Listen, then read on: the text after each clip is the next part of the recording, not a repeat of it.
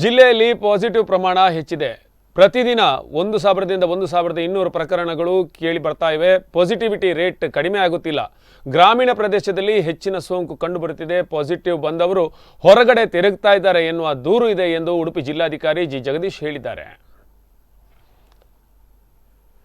ನಮಸ್ಕಾರ, ನಾನು ನಿಮ್ಮ ಡಿಸಿ ಜಿ ಜಗದೀಶ್ ಮಾತಾಡ್ತಾ ಇದ್ದೀನಿ. ಜಿಲ್ಲೆಯಲ್ಲಿ ಪಾಸಿಟಿವ್ ಪ್ರಮಾಣ ನಿಮಗೆ ಈಗಾಗಲೇ ಗೊತ್ತಿರೋ ಹಾಗೆ ಸುಮಾರು 1000 ದಿಂದ 1200 ಕೇಸ್ಗಳ ನಡುವೆ ಬರ್ತಾ ಇದೆ. ಪಾಸಿಟಿವಿಟಿ ರೇಟ್ ಇನ್ನೂ ಸಹ ಕಡಿಮೆ ಆಗ್ತಾ ಇಲ್ಲ, ಯಾಕೆಂದರೆ ಗ್ರಾಮೀಣ ಪ್ರದೇಶದಲ್ಲಿ ಹೆಚ್ಚಿನ ಸೋಂಕು ಕಂಡು ಬರ್ತಾ ಇದೆ.